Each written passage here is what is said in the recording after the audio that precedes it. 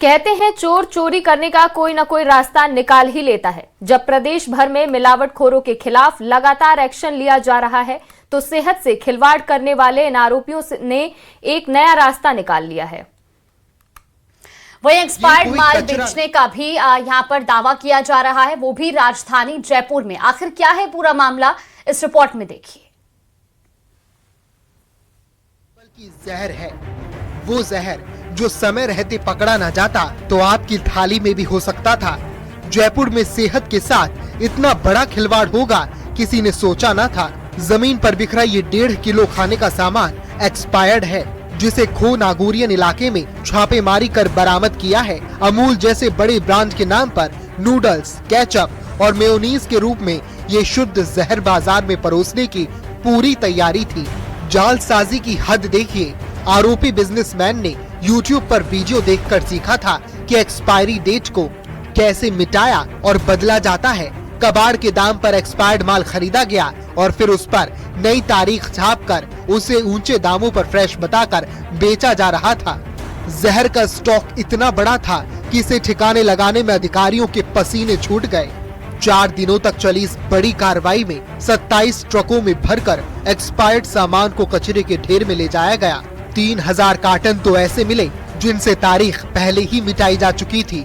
खो नागौरियान में जैसे कि अभी पिछले 8-10 दिन से विभाग एक बड़ी कार्रवाई करने में जुटा हुआ था और मुख्य रूप से ये था कि खो नागौरियान में एक बड़े गोडाउन पे पुराना माल, एक्सपायरी माल था और उसको 2-3 तरीके से खपाया जाने की कोशिश की जा रही थी कि एक तो उसको बल्क में ओपन खोल करके देने की भी कार्रवाई वो कर रहा था और दूसरा कि उसकी एक्सपायरी डेट्स को मिटा करके नई एक्सपायरी डेट लगा करके उसको मार्केट में खपाने का एक वो इस तरह से कारोबार कर रहा था। क्या क्या खाद्य पदार्थ थे, क्या क्या चीजें थी इसमें? मूल रूप से ये FMCG जो फास्ट मूविंग कंज्यूमर गुड्स होती है, तो ये इसमें मेयोनीज हो गया, केचप हो गया, नूडल्स हो गए, इस तरह के थे। किस कंपनी के थे? ये मूल रूप से तो अमूल कंपनी के थे और शिकायत ये थी कि ये एक्सपायरी माल को यहाँ बेचा जा रहा है और गुपचुप तरीके से मार्केट में खपाया जा रहा है। पड़ोसियों के मुताबिक गोदाम का मेन गेट हमेशा बंद रहता था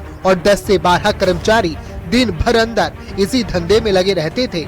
जिस फर्म का फूड लाइसेंस खुद एक्सपायर हो चुका था, वो शहर भर को एक्सपायर्ड माल खिलाने की तैयारी में थी। हेल्पलाइन 181 पर मिली एक सतर्क नागरिक की शिकायत ने इस मौत के कारखाने का भंडाफोड़ कर दिया। फिलहाल इस मामले में अब सियासत भी जमकर हो रही है।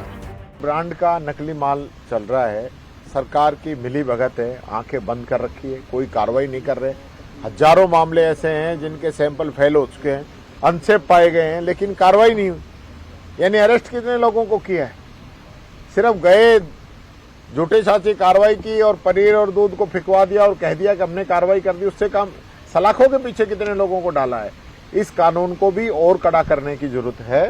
आज ये चीज तो हमें तो समझनी पड़ेगी ना कि आज हमारे देश के अंदर दूध की जितनी खपत है उतनी हमारे पास भैंस और गाय और बकरी है ही नहीं, तो इतना दूध कहां से आ रहा है? ये तो सब समझ रहे हैं लेकिन आंख बंद कर रखी है। मामले में अब फूड सेफ्टी डिपार्टमेंट ने मेसर्स एथलीट डिस्ट्रीब्यूटर समेत इससे जुड़ी फर्मों को नोटिस थमा दिया है। Food safety and standards act के तहत अब कोर्ट में केस दर्ज करने की तैयारी है। फिलहाल फर्म के काम पर पूरी तरह रोक लगा दी गई है, लेकिन सवाल वही है, आखिर कितने समय से ये जहर जयपुर के घरों और दुकानों तक पहुंच रहा था। Bureau report, news 18 Rajasthan.